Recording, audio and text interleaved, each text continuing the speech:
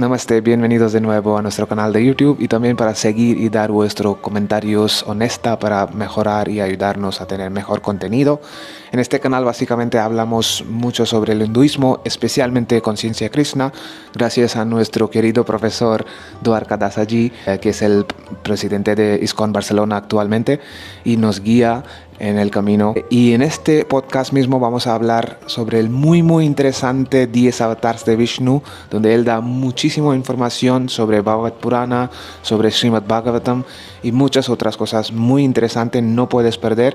Hemos dividido este podcast en 2 sesiones, así que no lo pierdas y síganos a nuestro canal para más vídeos. Hare Krishna, Hari Bol. Namaste de nuevo. Muchísimas gracias otra vez y muchas gracias a Dwarka Ji otra vez para su tiempo, aunque sea un tiempo caluroso.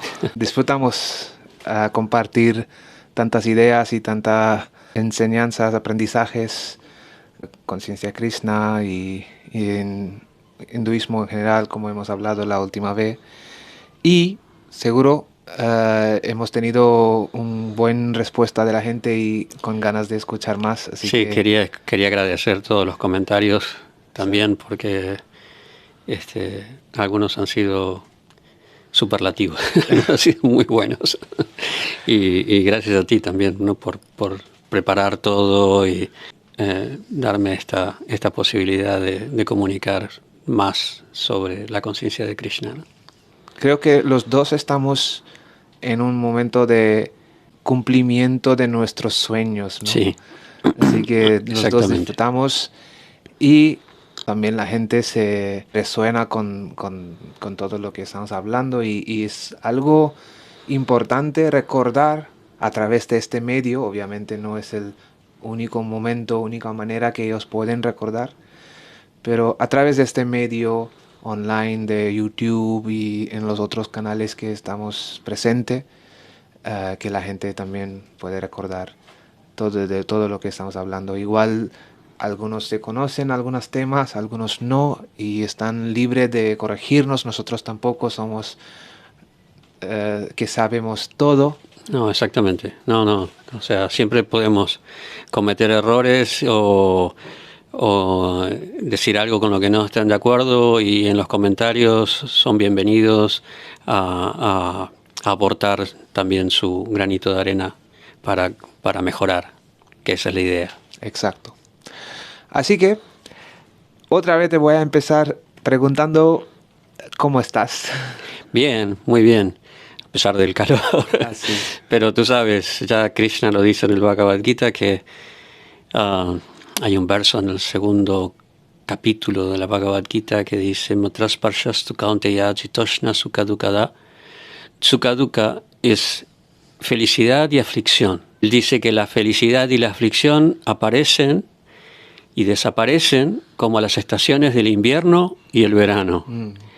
Y que uno tiene que aprender a tolerarlo, porque eso es simplemente algo externo que tiene que ver más con los sentidos que con la verdadera identidad. Entonces, la mente tiene mucho que ver ahí.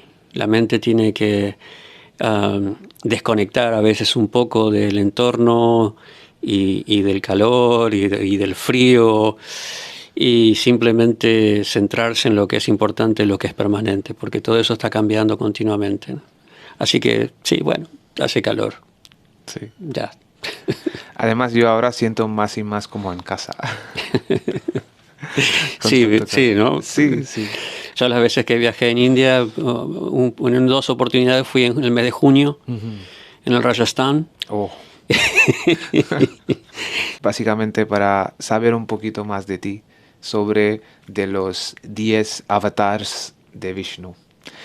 Y tengo algunas dudas y preguntas que todavía no he podido aclarar. Entonces pensaba que sería bueno invitar a ti en un diálogo en esta manera, donde gente también puede enterar. Quizás tiene las mismas preguntas, quizás un poquito diferente. Y vamos a saber, obviamente, más adelante en esta sesión. La primera pregunta que lo tenía, que es más básico: ¿qué es avatar y qué relación tiene en esta mitología del hinduismo? ¿Por qué en general solamente el Vishnu tiene los avatars y no los otros? Sí, es llamativo que la palabra avatar hoy en día se está volviendo cada vez más popular, porque además de las películas o de los animes, se usa mucho en informática como la representación de una persona en el medio virtual. Avatar, la palabra en sí quiere decir el que desciende. Es una expansión, una representación de Dios en el mundo. Y de ahí se saca la idea. Luego se difunde más por Asia, cuando en un principio el hinduismo se difunde por el sudeste asiático, luego con el budismo también. Así llega va a China, Corea, Japón, y el concepto de avatar se va expandiendo. Pero como tú decías, el origen de la palabra se relaciona con Vishnu. Y la razón por la que solo Vishnu tiene avatars, a ver, hay diferentes tipos de avatars, ¿no?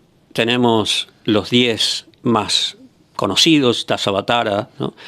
Pero en realidad en el Bhagavad Purana se dice que son como olas del océano, que vienen continuamente.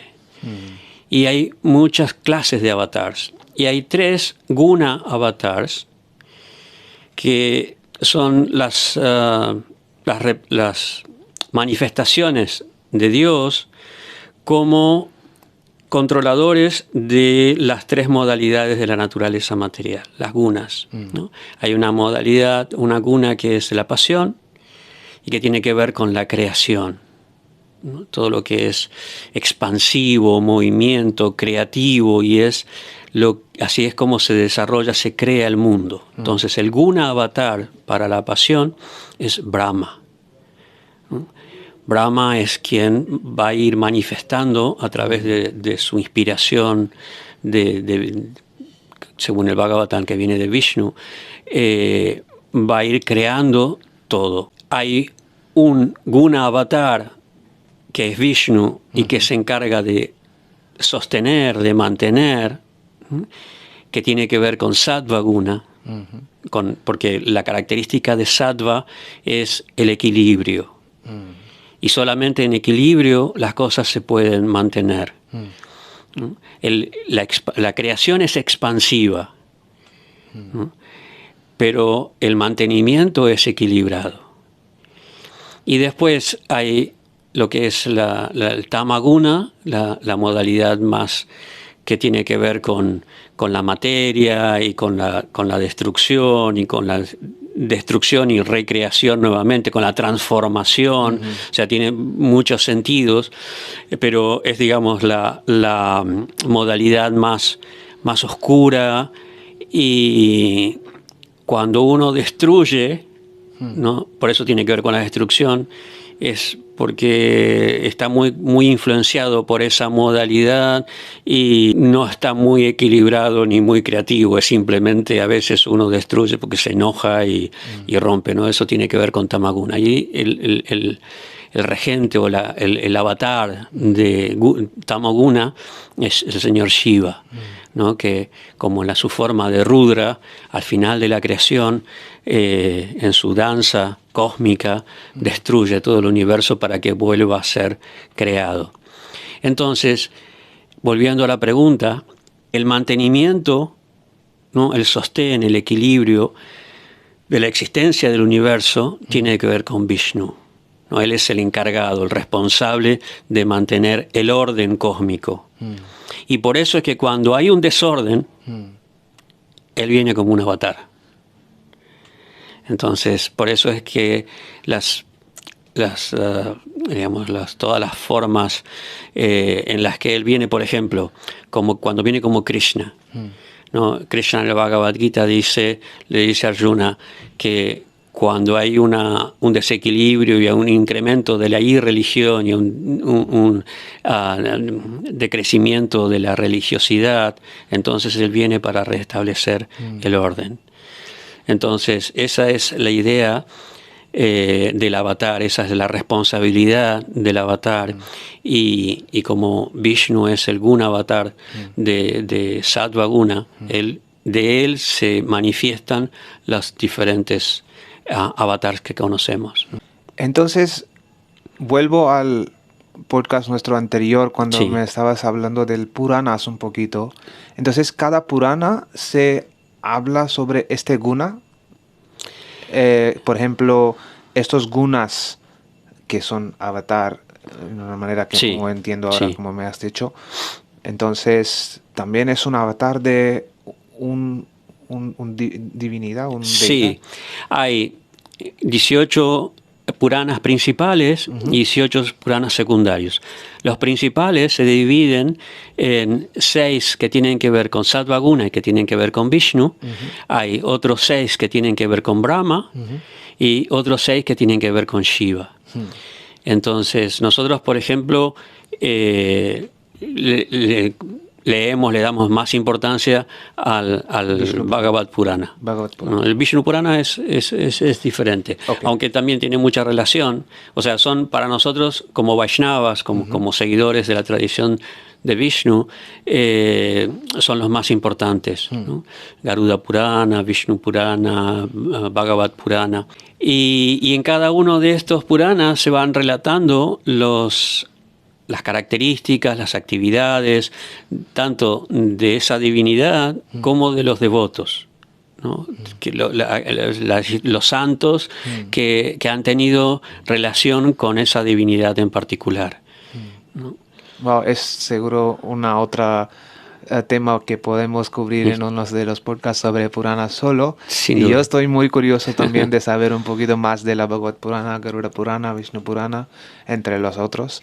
Pero vamos a estar más dentro del tema de hoy. Y entonces me viene la otra pregunta. Seguro todos están interesados también de saber cuáles son las avatars de Vishnu entonces. Sí, los 10 avatars que son más populares, ¿no? Tienen que ver con diferentes eras, ¿no? Y tienen que ver también con diferentes épocas, ¿no? En sánscrito, yugas, que son eras cósmicas, y tiene que ver también con una manifestación particular, de un tiempo, de un momento particular, ¿no? Por ejemplo, el primer avatar que se menciona es Matsya Avatar. Matsya Avatar es la encarnación de pez. Y tiene que ver en un momento en el que se iba a producir un gran diluvio, ¿no? Que es algo que vamos a encontrar en todas las culturas, o sea, que por algo están en todas las culturas. Se ve que en algún momento hubo un gran diluvio.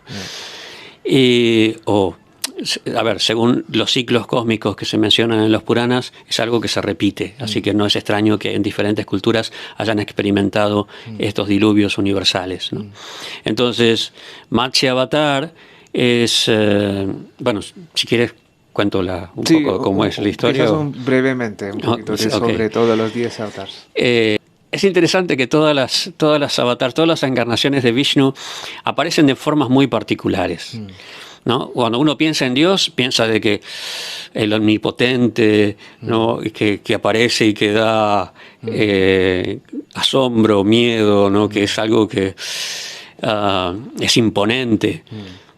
Pero cada vez que aparece un avatar, algunos especialmente, son muy particulares, muy atractivos en el sentido de que no te distancian, no te imponen un temor o un respeto que te aleja, sino que te acerca, ¿no? Por ejemplo, Matsya Avatar. Matsya Avatar se cuenta en el Purana que estaba un rey, Satyavrata, adorando el Ganges, y de repente hay un pececito que se le acerca y que se queda ahí mirando y salta a sus manos, ¿no?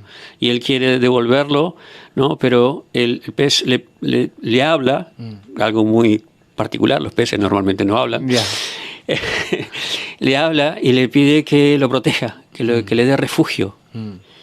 Entonces se lo lleva, lo pone en un recipiente y el pez crece y ocupa todo el recipiente. Entonces le pide que por favor lo lleve a un lugar más grande. Entonces lo lleva a un pond, como una piscina, una especie de lago pequeño. Y nuevamente vuelve a crecer y ocupa todo el espacio. Entonces luego lo lleva al mar y vuelve a crecer y ocupa todo. Entonces ahí Satyavrata se da cuenta de que este pez es especial. Seguramente Vishnu puede hacer una cosa así. Sí. Entonces comienza a orarle y Vishnu se revela. O sea, Matsya se revela como un avatar de Vishnu y le da instrucciones. Le dice, bueno, va a haber un gran diluvio y tú tienes que, yo te he elegido a ti para que te encargues de proteger el conocimiento védico y a los seres. Entonces, después de un tiempo, cuando empieza el diluvio, aparece Matsya con le había crecido un cuerno y del cuerno estaba arrastrando, ¿no?, a través de una gran serpiente Vasuki que se enrolla en el cuerno y estaba arrastrando un barco. Entonces allí suben diferentes personalidades y seres, diferentes animales, y mientras van en el barco, Matsya le va revelando el conocimiento védico. ¿Y este barco es como el barco de Noé? Noé. ¿Puede ser? Sí, es similar, sí, claro, porque ahí también la idea es muy similar. Es muy similar, sí. Porque también en el Purana se habla de que suben diferentes especies de animales, ¿no? Entonces la idea de que en el barco se rescata todas las diferentes variedades de animales y que después pueden repoblar la tierra nuevamente, es la misma idea que se extrae de Noé. Es interesante porque la historia de Noé es sumeria. En realidad, los escritores de la Biblia rescatan esa historia. Abraham, el primer profeta, el primer patriarca, viene de Sumeria. A partir de él Para tener contexto a la gente, ¿qué es Sumeria? Sumeria es una de las culturas más antiguas de la Tierra, una de las culturas más originales. De hecho, para Occidente es la primera cultura urbana desarrollada. ¿Y de dónde, de qué parte del mundo? De Irak. ¿No? Es una cultura que se desarrolló entre los ríos Tigris y Éufrates. Vale.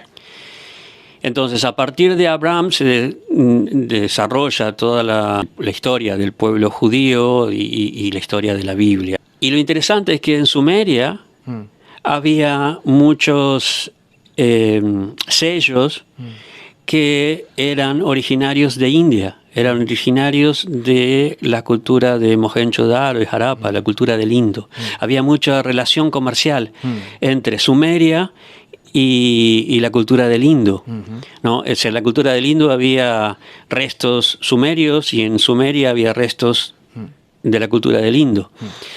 Entonces, hay un intercambio cultural y comercial muy grande. Entonces, no es extraño que estas historias, como la de Matsya y Satyavrata y Noé, tengan parecidos, porque eran culturas que estaban en contacto, ¿no? De hecho, la cultura del Indo tenía mucho contacto también con Egipto, porque había todo un desarrollo marítimo muy grande, y es algo que a lo largo del tiempo también se mantuvo. No tenía un profesor de cultura egipcia que me decía que en Egipto había ashrams indios. Entonces hay todo un intercambio muy, muy grande, y por eso es completamente lógico que estas historias se parezcan, ¿no? La historia de Noé y de Matsya, de Satyavrata, ¿no? Sí, además no solamente en cristianismo, sino también en Islam se habla del arco de Noé. Y también es curioso porque tiene total sentido porque el último avatar, como todo es cíclico, todos los avatares son cíclicos y el último avatar que esperamos que no todavía ha llegado o ya está, estamos en Kali Yuga, entonces cualquier momento el Kalki, y hablaremos de esto también, pero tiene todo el sentido que cuando se acaba toda la destrucción con el Kalki, luego viene la Matsya, que es Sí. otra vez el renacimiento del todo el mundo, ¿no? Es algo así. Muy interesante. Para seguir con otras Con el siguiente avatar. La siguiente avatar, sí. El siguiente avatar es Kurma, Ujú. que se presenta en un momento muy especial, ¿no? Kurma también es considerado un lila avatar, porque él se muestra para expresar o para manifestar un pasatiempo, un lila, un juego, ¿no? Que es cuando los devas y los asuras, o sea, los seres celestiales, los seres divinos, y los asuras, o sea, sus opuestos, sus contrincantes, aunque son de la misma familia, pero no se llevaban muy bien, ¿no? Un poco la representación de las fuerzas del bien y las fuerzas del mal. Estaban tratando de producir lo que se llama amrita o el néctar de la inmortalidad. Entonces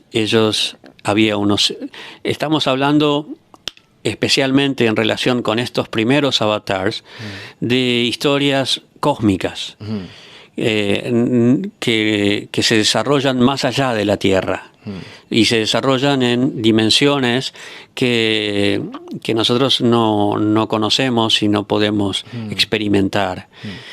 Y en esta dimensión había un océano de leche. Entonces, normalmente, para producir las cosas más ricas o más valiosas de la leche, como la crema, el ghee, la mantequilla, etcétera, hay que batirla. Entonces, los devas, por instrucción de Vishnu, y los asuras, decidieron batir este océano de leche para producir el amrita, el néctar de la inmortalidad. Y necesitaban las herramientas para batirlo. Entonces dijeron, necesitamos un pilón, un eje que usar para batir. Yeah. Entonces tomaron el monte Meru y usaron como cuerda para hacerlo girar a Vasuki. Pero Vasuki es la serpiente, es una serpiente divina, sí.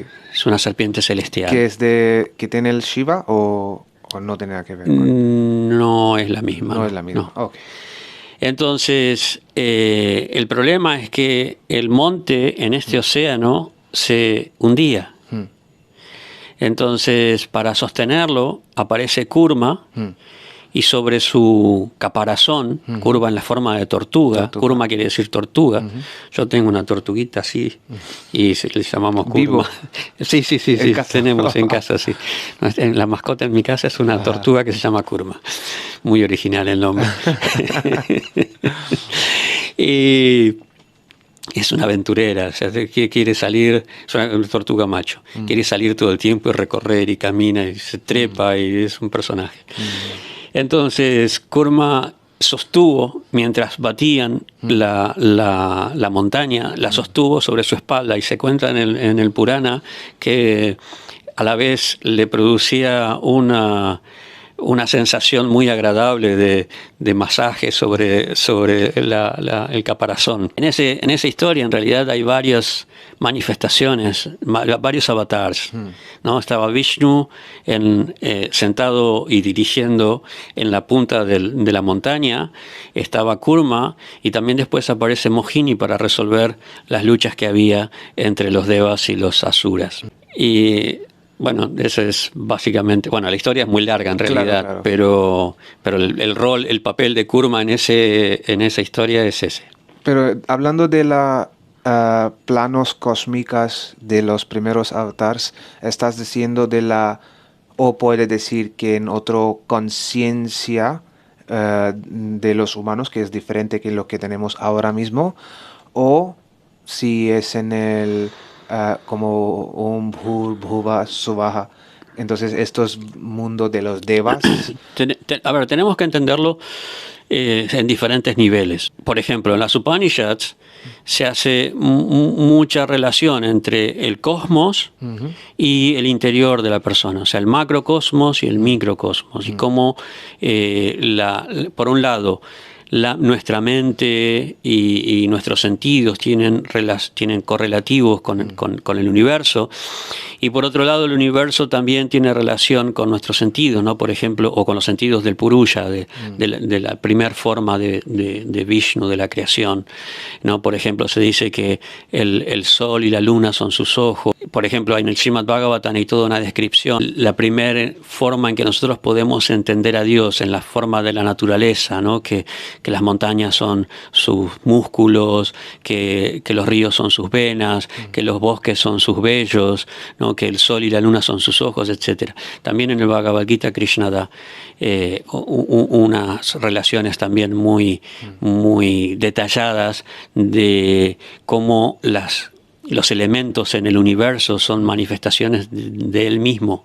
Y en la medida que nosotros vamos profundizando en nuestra conciencia, nosotros vamos comprendiendo estos aspectos que vemos y cómo no son simplemente, o sea, estos aspectos, estas cosas que nosotros vemos a diario, que no le damos mucha importancia, en realidad son manifestaciones de lo divino, ¿no? De Dios, ¿no? Nosotros vemos el sol todos los días, vemos la luna, vemos el mar, los ríos, y nos acostumbramos y no le damos mucha relación.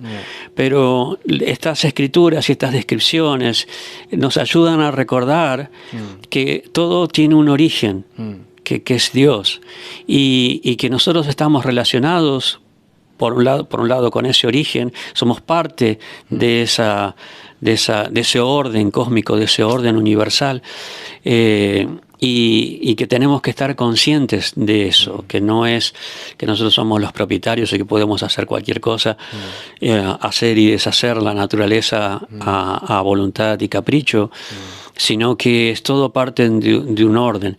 Entonces todas estas revelaciones, todas estas manifestaciones de los avatars, como Kurma, o como Matsya, o como Varaha, que por un lado aparecen de una manera muy atractiva, muy agradable, muy simpática, pero son imponentes, son ¿no?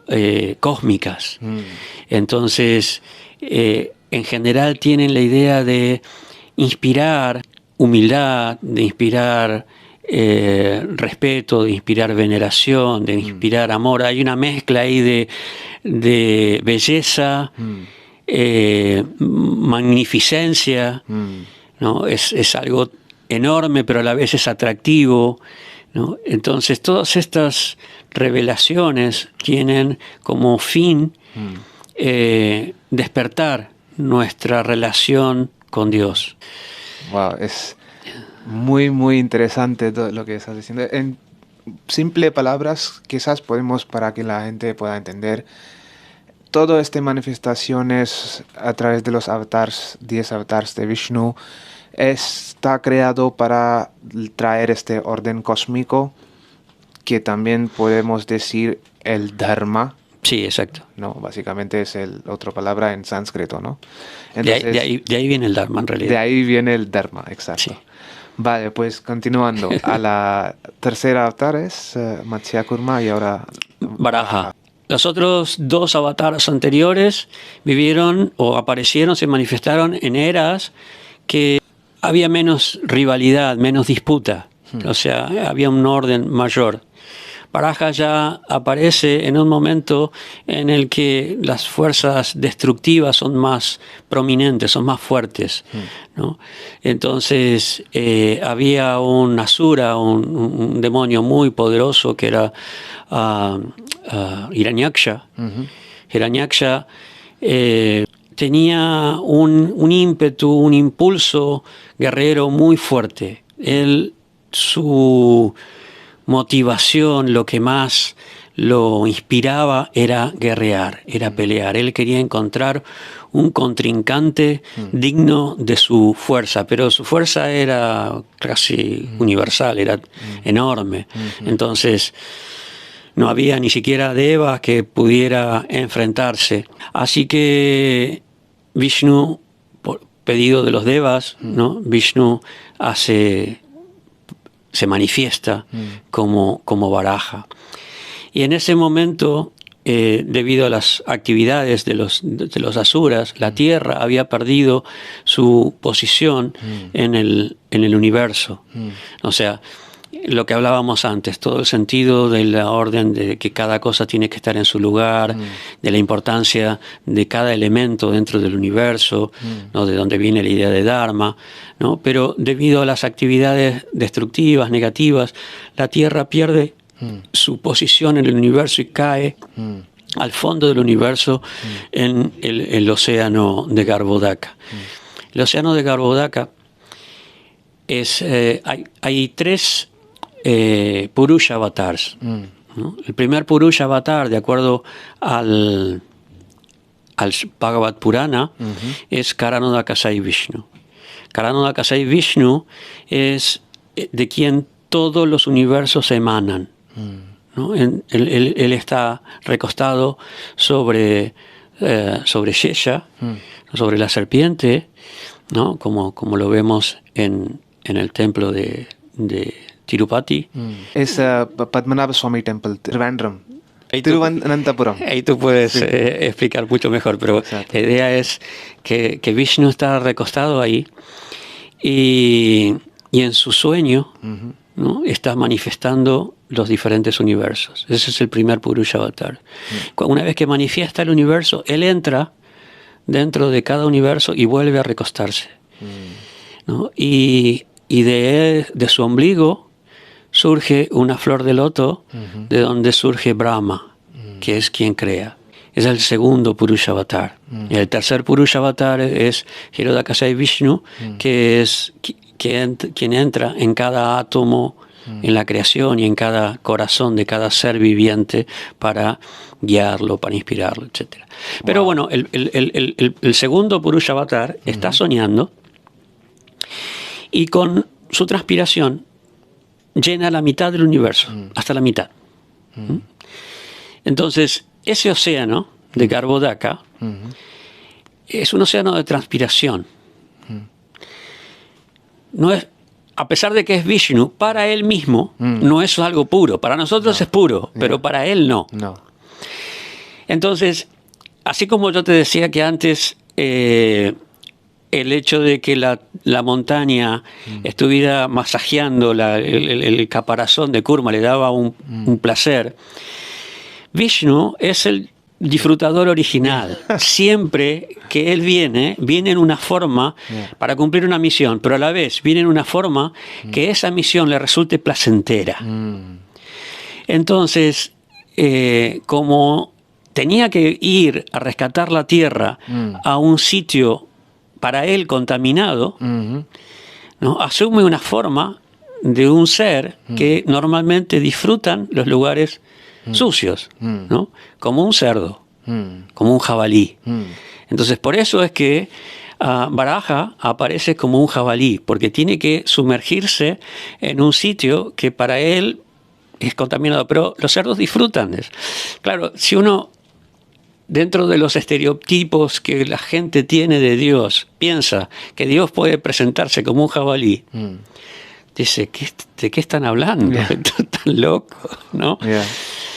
Pero si nosotros decimos que Dios es infinito, que Dios es ilimitado, ¿por qué vamos a pensar que una forma, ¿no? que Él no puede asumir una forma? Que una forma lo va a, digamos, que está limitado a una cierta forma y no otras. Él puede asumir cualquier forma. Y de acuerdo a la misión, o de acuerdo al pasatiempo, al lila, que va a desempeñar, él se puede manifestar en la forma que quiera. De hecho, el Purana explica que él aparece de la nariz de Brahma, ¿no? Muy pequeñito también, como en el caso de Matsya, ¿no? Y normalmente, o sea, de la nariz no sale nada bueno, ¿no? Y especialmente el cuerpo de Brahma es un cuerpo celestial, es un cuerpo muy abstracto, muy sutil, no tiene esas cosas, no tiene cosas así concretas, físicas, ¿no? Como la que sale de la nariz. Pero entonces se sorprende cuando aparece Baraja y dice, ¿qué es esto? ¿No? O sea, yo no te...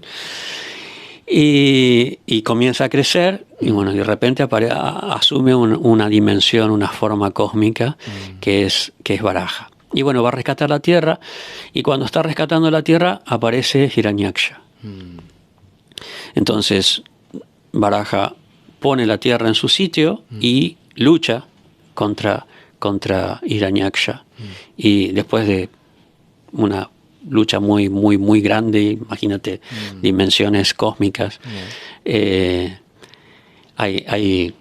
los cómics hay un personaje de Marvel que se llama Galactus, que devora planetas. Ajá. Bueno, estos serán más grandes todavía. Ajá.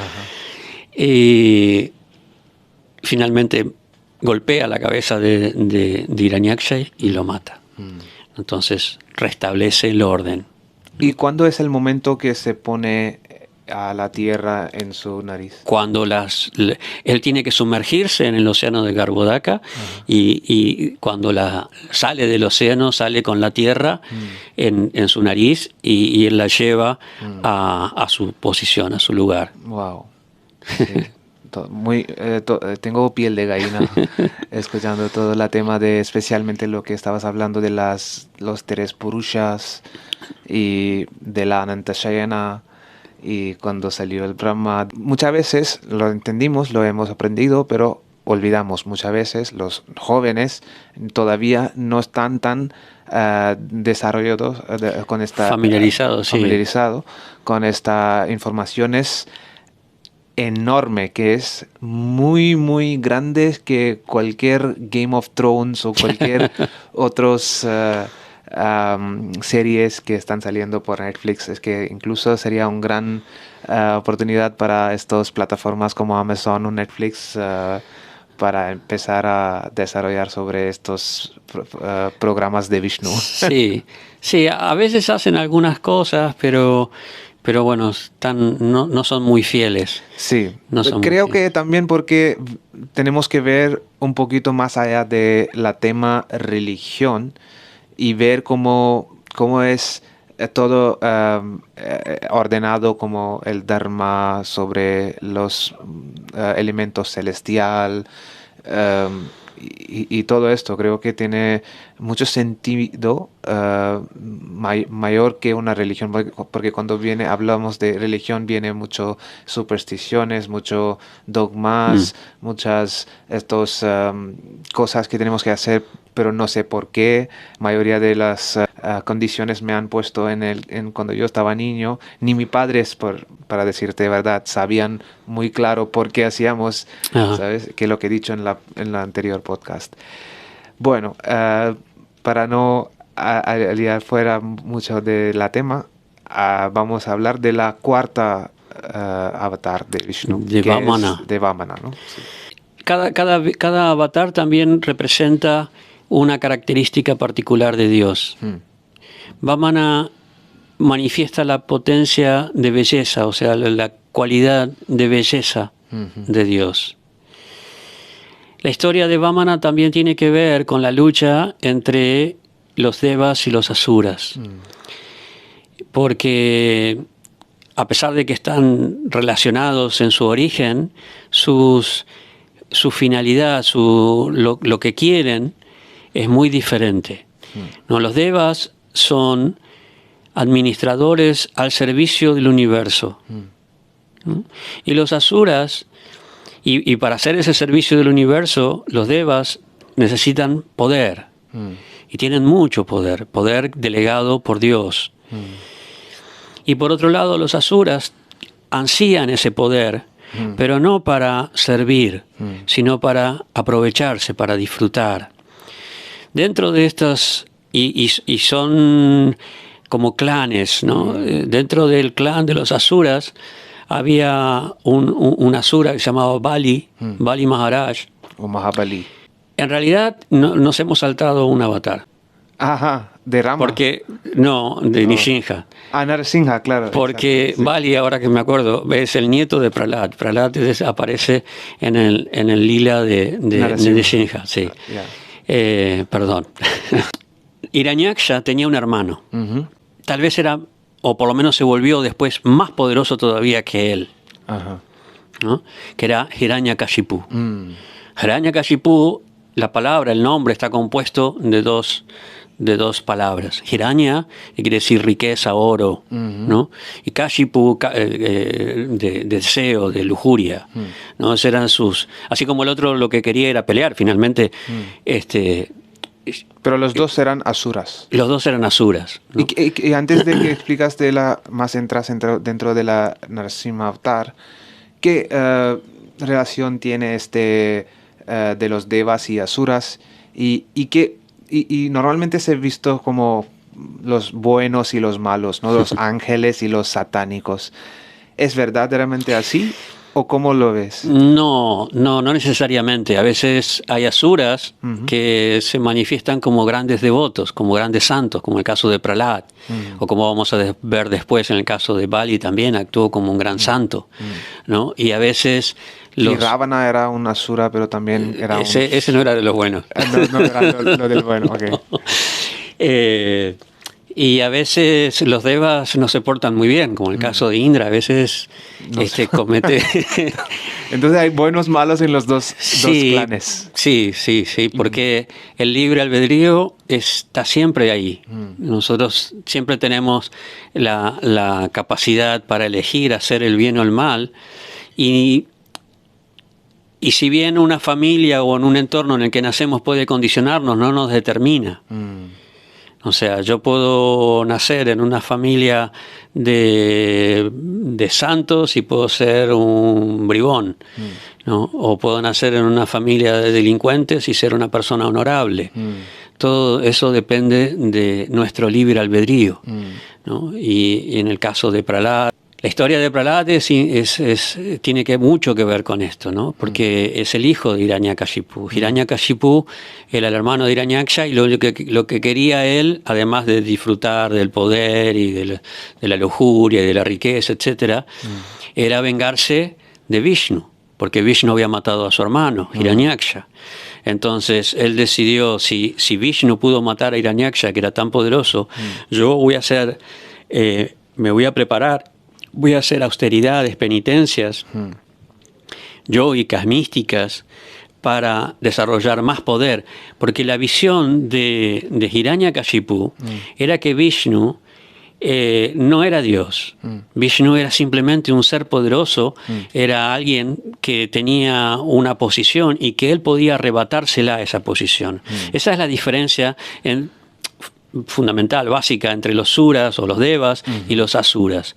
O sea, los devas aceptan a Dios como Dios. Okay. ¿No? Algo que está por encima, que es trascendental, que es el sumum bonum, que es bueno, que es el cúmulo de todas las perfecciones, ¿no? Y los asuras no, simplemente lo ven como alguien poderoso que puede ser sustituido, ¿no? Entonces Hiranyakashipu decidió que él iba a desarrollar tanto poder que iba a poder sustituirlo.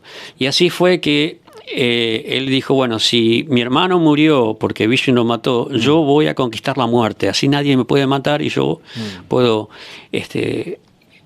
alcanzar todo ese poder. Entonces él comenzó a hacer grandes penitencias, terribles penitencias, ¿no? Al punto de que en un momento él estaba parado sobre una sola pierna, con los brazos en alto, incluso las hormigas comenzaron a construir un hormiguero alrededor de su cuerpo y comenzaron a comer su carne y le comieron prácticamente la mitad del cuerpo, pero él, debido a su poder, él mantenía la vida. Y no solo que mantenía la vida, se aguantaba todo el dolor, pero él no rompía su penitencia, su austeridad, y desarrolló tanta fuerza, tanta energía, tanto poder, que Brahma mismo fue a ver si lo podía convencer de que dejara de causar tanto disturbio, porque su energía estaba afectando el universo. Entonces él le dijo, sí, yo puedo dejar esto, pero quiero algo a cambio. Entonces él le dijo, no, yo quiero que me des la inmortalidad. Entonces Brahma le dijo, no, yo no te puedo dar algo que no tengo, porque yo mismo, al final de mi vida, voy a morir, y es cuando el universo se retrotrae, se inmanifiesta. Entonces él empezó a ver de qué manera podía superar todos los obstáculos, todas las amenazas de muerte. Bueno, yo no quiero que me des la bendición de que nadie me pueda matar ni de día ni de noche, que nadie me pueda matar ni arriba ni abajo, que nadie me pueda matar con ningún arma, que no me pueda matar ningún animal, ni deva, ni ser humano, ni adentro ni afuera. O sea, él buscó todas las bendiciones para que engañara a la muerte. Lo que mucha gente quiso a lo largo de la historia. Y Brahma le dijo, sí, no hay problema, eso yo te lo puedo conceder. Entonces, con todo ese poder, él comenzó a conquistar el universo. Y él tenía una esposa, la esposa quedó embarazada, y los devas dijeron, uy, si el padre es tan poderoso, imagínense, cuando nazca este niño, va a ser terrible. Y lo raptaron a la esposa embarazada para matarla.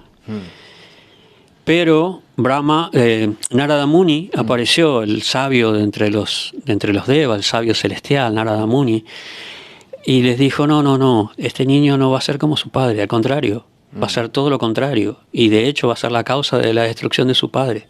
Entonces él se llevó a la madre y comenzó a instruirla en el servicio devocional, en el bhakti, ¿no? Y el niño que estaba en su vientre, desde su vientre comenzó a escuchar acerca de Vishnu, del bhakti, de la vida espiritual, del dharma, ¿no? Y el niño muy rápidamente aprendió todo eso, ¿no? Entonces cuando el niño nació ya venía con toda esa influencia, ¿no? Y a pesar de que su padre lo mandaba a aprender con dos asuras, ¿no? Dos maestros que lo enseñaban acerca del materialismo y del poder y de la diplomacia y cómo conquistar otros reinos, ¿no? Él continuamente les decía, no, esto no es lo correcto es el servicio devocional, el bhakti yoga y la vida espiritual. Incluso les predicaba a los otros niños, los otros hijos de asuras. Y los maestros no sabían, lo golpeaban y lo amenazaban, y no sabían qué hacer porque le tenían mucho miedo al padre. Entonces en un momento se lo llevaron al padre y dijeron, mira, no podemos con este niño.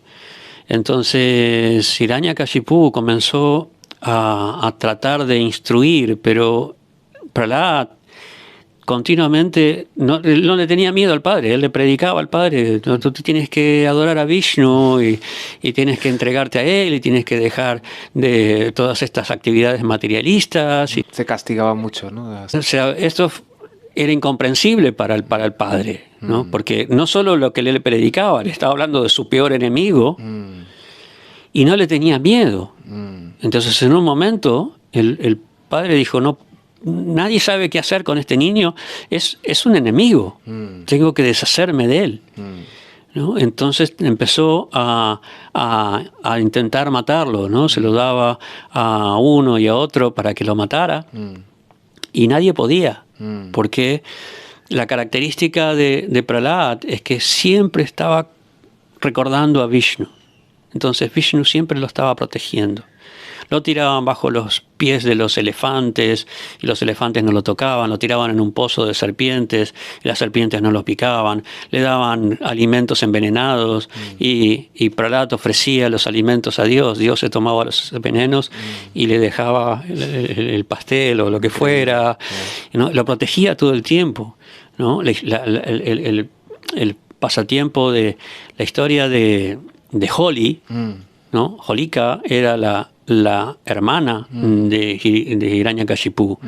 Ella trató de matarlo porque ella tenía un manto que podía protegerla del fuego, ¿no? Entonces trató de matarlo teniéndolo en su regazo y encendiendo fuego. Por eso es que en el norte de la India se quema, para Holi, se quema la imagen de Holika Correcto. Y de la colores es realmente otra historia, ¿no? Porque realmente el Holi Kavadu es realmente de fuego, ¿no? El Holi Festival es de fuego, de que lo Sí, conocemos, al menos en norte. sí, el carnaval este de los colores tiene que ver con Radha Krishna. Radha Krishna, exacto, correcto. ¿No? Pero realmente el Holi Festival es de fuego, Sí, que hacen por la noche, sí, encienden. Exacto, Sí. es recordar eso, porque bueno, Holika quiso matar, pero al final Vishnu protegió a Prahlad y la que se tomó fue Holika. Entonces, finalmente, Hiranyakashipu dijo, no hay nadie que pueda matarlo, voy a tener que hacerlo yo. Yeah. ¿No? Entonces lo amenazó y le dijo, ¿quién te va a proteger ahora? ¿No? O sea, ¿cómo puede ser que hasta ahora no te han podido matar? ¿De dónde viene tu poder? Y Prahlad le dijo, mi poder viene del mismo lugar de donde viene el tuyo, de Dios. Y para Hiranyakashipu Dios no existía. ¿No? Entonces cuando le dijo de Vishnu está en todas partes y él siempre me protege. ¿Cómo que está en todas partes? Le dijo Hiranyakashipu, está en esta columna. No, había una gran columna ahí en el palacio. Y Prahlad dijo, sí, está ahí, está en todos lados. Entonces Hiranyakashipu con su espada hizo explotar la columna, ¿no? Golpeó contra la columna y de la columna apareció Narasimha, que tiene esa forma, mitad león, mitad humano, ¿no? Porque él respeta todas las bendiciones que Brahma le dio a Hiranyakashipu. Hiranyakashipu le dijo que no pueda matar ningún ser celestial, ni hombre, ni humano, ni animal. Entonces él viene mitad hombre, mitad animal. ¿No? Que no me pueda matar ni adentro ni afuera. Y lo mata en una galería, que no es ni adentro ni afuera. Que no me pueda matar ni de día ni de noche, y lo mata en el crepúsculo. Que no me pueda matar ni arriba y abajo, ni abajo, y lo mata en su regazo. Que no me pueda matar por ningún arma, lo mata con sus uñas. O sea, él respeta todas las... Y ahí nos muestra cómo el ser humano es limitado, no importa cuántas bendiciones tengan, el tiempo, como dice Krishna en el Bhagavad Gita, es el gran destructor del mundo. Nadie puede superar el tiempo. Yeah. ¿No? Y uno tiene que aceptar de que todo tiene su tiempo y que en un momento de nuestra vida nosotros tenemos que desapegarnos, tenemos que entender que esta situación es temporal y la tenemos que dejar y tenemos que pasar a la siguiente. Y tenemos que continuar. Algo que Hiranyakashipu no podía entender, a pesar de que su hijo se lo estaba diciendo. Entonces ellos tienen una gran batalla, ¿no? Y yo te decía, y finalmente, bueno, él lo pone, Nrsimha lo pone en su regazo y lo abre, ¿no? Lo abre en dos. Y yo te decía que Vishnu siempre disfruta la forma, porque ¿cómo disfruta un león? ¿No? Con la presa, Sí, ¿no? sí. Entonces él lo abre y agarra los intestinos y se los pone como una guirnalda, ¿no? Y él disfruta de eso, ¿no? Pero, por otro lado, cuando Prahlad se le acerca, un niño de 5 años, de todos los devas, incluso Lakshmi, ¿no? Tenían un miedo tremendo, tremendo, ¿no? De verlo tan enojado, ¿no? ¿Y por qué estaba tan enojado? Porque su devoto estaba siendo amenazado. Eso es lo que molesta a Dios. Krishna dice en el Bhagavad Gita, para proteger a los piadosos, a mis devotos, ¿no? Y para destruir a los impíos, yugue, cada milenio yo aparezco. Entonces, Narasimha es la encarnación de la ira de Dios. No, es algo que normalmente, muchas veces en nuestras tradiciones, en los Puranas, no se habla de eso, porque eso es algo más propio de Occidente, ¿no? La ira de Dios, temor de Dios, etc. En el hinduismo de eso no se habla mucho, no hay muchas manifestaciones de un Dios iracundo, ¿no? Pero al amenazar a su devoto, ahí es cuando Dios se enoja. Y por eso es que él se manifiesta como en esa forma tan atemorizante. Y entonces nadie quería acercarse, ¿no? Pero Prahlad como devoto, o como alguien que tenía una fe inquebrantable, ¿no? O sea, el Señor lo había protegido en tantas circunstancias. Entonces, él no tenía miedo, él se acerca y comienza a ofrecerle oraciones. Y eso es lo único que calma a Nrsimha, ¿no? Y lo sube en su regazo, lo sienta en su regazo, y tienen un diálogo muy hermoso en donde el Señor le ofrece muchas bendiciones y Prahlad le dice, no, yo no soy un comerciante, no vengo aquí para que yo te adoro y tú me des, ¿no? Yo no quiero nada para mí. Lo único que quiero es, por favor, si puedes liberar a mi padre de esa condición tan miserable, ¿no? O sea, el devoto piensa de esa manera, el devoto puro piensa no en términos egoístas, no piensa en el bien de la humanidad, piensa en el bien de las personas y para sí mismo no pide, no quiere nada, ¿no? Ese es el ejemplo que da Prahlad. Sí. Entonces, el nieto de Prahlad es Bali. Ok. Escuchando de la historia de Prahlad, otra vez se reitera cómo tenemos que ser como un devoto, y especialmente ahora mismo solo quiero compartir que me lleva a estos pensamientos anteriores míos cuando como un niño muy inocente sin saber qué tengo que preguntar, solo lo hacía, lo adoraba, lo apreciaba, lo hacía la puja con tanto querer al Dios, con tanto amor hacia el Dios, lo bañaba, Sí. lo hacía como me enseñaban, ¿no? Obviamente con las mantras, pero sin este pensamiento de, si no me van a castigar, o si no me voy a recibir estas bendiciones. No por todo esto, sino por solo tanto amor al Vishnu, ¿no? Tanto amor al Saligrama, o tanto amor Sí. a la Vigraha. Eso sí, es verdad. Es esa inocencia espontánea, ese amor espontáneo. Por eso también en la Biblia vemos que Jesús decía, tráiganme los niños, ¿no? Porque cuando uno cultiva esta devoción de niño, en algún momento de tu vida, por más que uno crezca y pase por diferentes cosas y se aleje, pero en algún momento de tu vida eso va a florecer porque está en la raíz, ¿no? Por eso es tan importante que los padres eduquen a sus hijos en una religiosidad amorosa, no atemorizante, no que si no haces esto te van a castigar, no tiene sentido. No es la forma. Eso aleja a las personas de Dios. Exacto. Entonces, el nieto de Prahlad, Mahabali. Sí.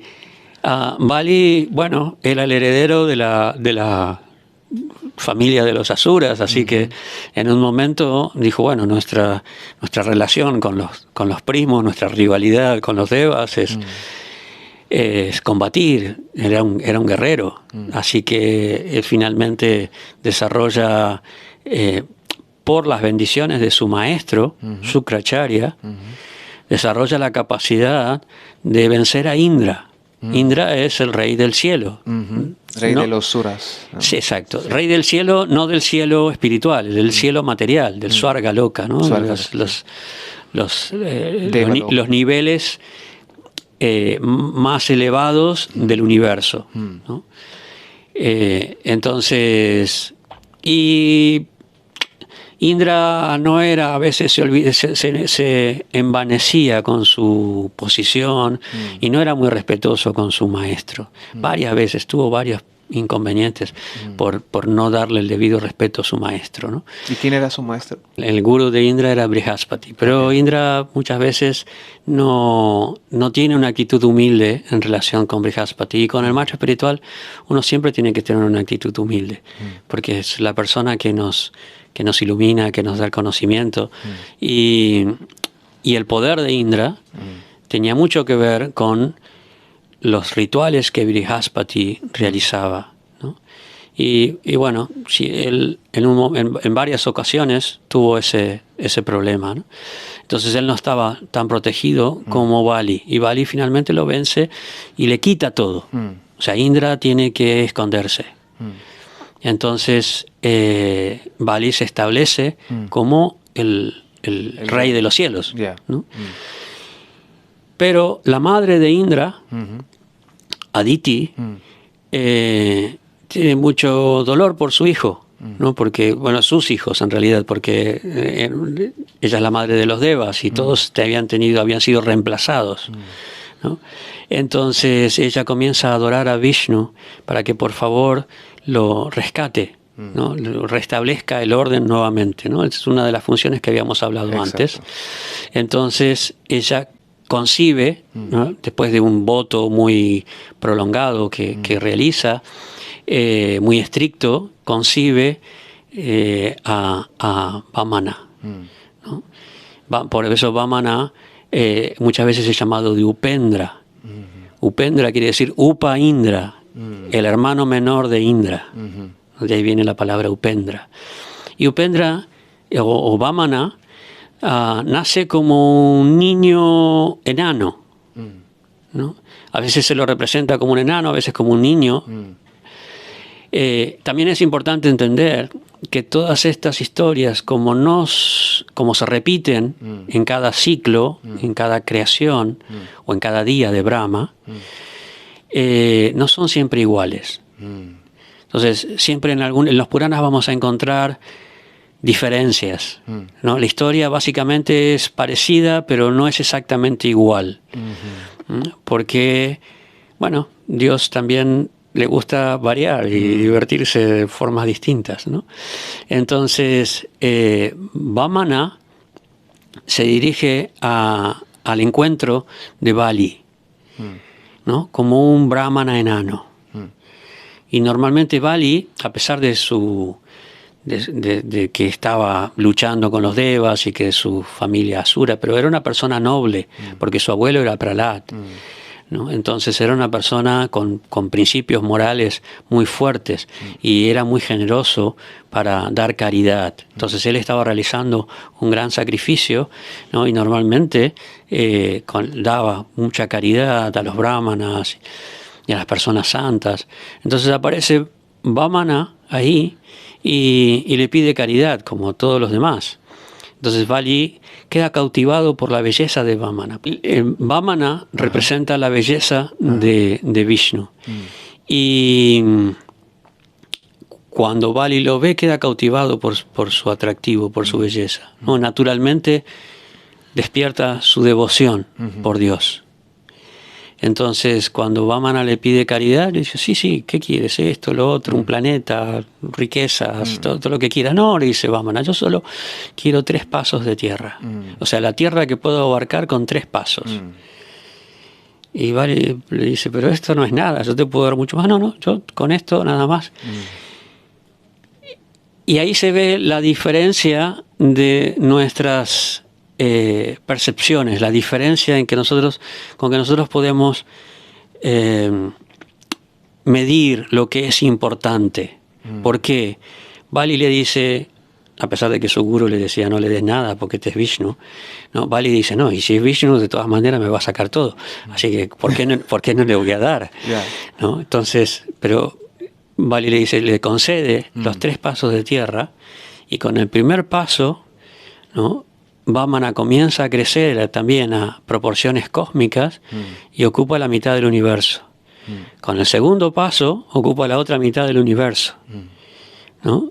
Y ahí podemos ver cómo nuestras medidas y nuestras percepciones, ¿no? Cuando se relacionan con Dios o con la vida espiritual y con la espiritualidad, quedan completamente superadas, ¿no? Nuestros cálculos de ganancia o si yo hago tanto o gano tanto, de ganancia o de pérdida, de lo que nosotros podemos ofrecer y de lo que nosotros podemos recibir, quedan completamente superados. Si yo doy, como Prabhupada decía, si tú das un paso hacia Dios, Dios da 100 pasos hacia ti. O sea, si yo doy algo hacia Dios, ¿no? o a la humanidad, como hijos de Dios, ¿no? Entonces, ¿cuánto Dios más me puede dar? Este es un tema que es muy extenso y se pueden contar muchas historias en relación con esto, pero volviendo a la historia de Bali y Vamana, Vamana le dice, bueno, yo ya di 2 pasos y tú me prometiste 3. Yeah. ¿Dónde voy a dar mi tercer paso? ¿No? Y Vale dice, ya me has quitado todo. Lo único que me queda es mi cuerpo. Te lo ofrezco para que des tu tercer paso. ¿No? Entonces, esa entrega total de Bali, ¿no? Esa entrega total, hace que Vamana dice, bueno, yo voy a estar siempre contigo. Yo voy a ser tu riqueza ahora. Por un lado restablece el orden, restablece a Indra y a los devas, y por otro lado le da a Bali un sitio que se llamaba Sutala Loka, ¿no? Sutala son planetas o dimensiones inferiores, dimensiones prácticamente infernales, pero este en particular era celestial. Entonces, si yo voy a estar siempre contigo como tu portero, ¿no? O sea, Vamana se pone al servicio de Bali porque Bali le entregó todo. Y esto es lo que te decía antes. O sea, nunca podemos medir cuando nosotros practicamos la vida espiritual o nos entregamos a Dios, ¿no? Cuánto Dios puede darnos a nosotros. O sea, la reciprocidad es tremenda, es enorme, ¿no? Cuando uno establece esa relación con Dios. Y esa es la historia de Vamana. Y es muy buen tiempo que estamos hablando de este tema, porque justo era la historia para la festival de Onam, que celebra en Kerala, en sur de India. Especialmente ahora mismo no es un festival muy religioso, es más un festival de estado de Kerala. Cultural. Es un festival más cultural, donde todo el mundo se limpia su casa, se limpia y también se diseña con rangoli, flores encima de rangoli, y hace toda la cosa ve muy bonito, y cocina muy buen montón de comida, los los dulces. Postres muy buenos, y es el momento de dar reverencias a Mahabali, porque era el rey de este estado, o digamos este área, y especialmente en Kerala se está celebrado en una gran manera. Muchos programas, incluso en Barcelona tenemos programas con la Asociación de Kerala, y hay gente en todas estas asociaciones en todo el mundo siempre ve vestido como Mahabali, con todas las características. Y entonces el Vamana, tanto como importante, también se ve importancia. Entonces, como ya hemos hablado justo en este momento, que ya está pasando la fiesta de Onam, es una fiesta tan largo como una Navidad, una semana, 10 días. ¿En qué época del año se celebra? En agosto. Sí, justo ahora mismo estamos en el días de Onam. Sí. Qué bueno. Sí. Exacto, estamos ahora mismo en el Onam, así que fantástico. Muy buen momento de hablar de historia de Vamana y Mahabali, obviamente. Y la siguiente avatar. El siguiente avatar es Sri Ramachandra. Jai Sri Ram. Estos dos asuras que yo mencioné antes, Hiranyaksha y Hiranyakashipu, tienen 3 nacimientos, ¿no? Vuelven a nacer nuevamente como Ravana y Kumbhakarna. Exactamente. Qué bueno. ¿No? Y con las mismas ansias, con los mismos deseos. ¿Y cuál es la tercera? Como Shishupal y Dantavakra. Ajá. ¿No? Eso es ya en la época de Krishna. A Shishupal, Krishna lo mata en una ceremonia, porque en la ceremonia del Rajasuya Yagya de Yudhishthir, porque lo eligen a Krishna como la personalidad más importante, y Shishupal, que lo odiaba, ¿no? Comienza a insultarlo. Y había habido una predicción cuando nació Shishupal de que Krishna lo iba a matar. Entonces la madre de Shishupal le pidió por favor a Krishna que no lo haga. No importa las ofensas que cometa contra ti, por favor no lo mates. Y le dijo, bueno, pero hay un límite. Yeah. ¿Cuántas ofensas tengo que aguantar? Y ella dijo, 100 ofensas por lo menos, sin insultos. Dijo, bueno, está bien, le dijo Krishna, sin insultos. Porque normalmente, bueno, uno piensa, ¿cuántas? Infinito, insultos? no posible. Sí. Pero Shishupal pasó los 100 insultos. Claro. Y finalmente, de hecho, estaban toda la asamblea, estaba Bhishma y Arjuna, y todos ya no aguantaban de que toda la forma en que Shishupal estaba insultando a Krishna. Y finalmente, un poco para calmar los ánimos de ellos, Krishna con el Sudarshan Chakra le corta la cabeza. Y se ve el alma de Shishupal que sale del cuerpo y entra en el cuerpo de Krishna. Se funde en Krishna. Y Dantavakra también lo mata en una batalla, pero no es tan épica como... Pero todos estos tres reencarnaciones de estas dos hombres, ¿no? Sí. Se dicen, al menos de que lo he aprendido de mi abuelo, me contaba historia que eran los dos Dwarapalakas de este mundo en el océano donde se duerma en este Purush. Sí, esa historia también es muy linda, muy interesante, porque ellos eran originalmente dos sirvientes de Vishnu, ¿no? Como tú decías, dos porteros, dos Dwarapalas, en Vaikunta. Vaikunta, sí. Y Jai y Vijay se llaman. Jai y Vijay, sí. ¿No? Y en un momento los 4 Kumaras, los hijos de Brahma, los niños que son los primeros, los seres más antiguos, pero a la vez siempre permanecen como niños, ¿no? Porque ellos no quieren perder la inocencia, entonces por su poder místico ellos se mantienen como niños. Entran en Vaikunta y van desnudos. Entonces Jai y Vijay los paran en la puerta. ¿Cómo no pueden entrar así aquí? Y los paran de una forma muy agresiva. Entonces los Kumara dicen, ¿cómo puede ser que la agresividad es un signo de Tamaguna? Ustedes no pueden estar acá. No, ustedes tienen que salir de acá.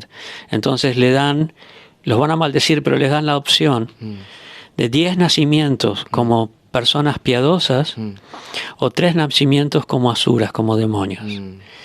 Y Jai y Vijay dicen, no, nosotros queremos volver rápido. Exacto. ¿No? Entonces ellos eligen 3 vidas como demonios. Wow.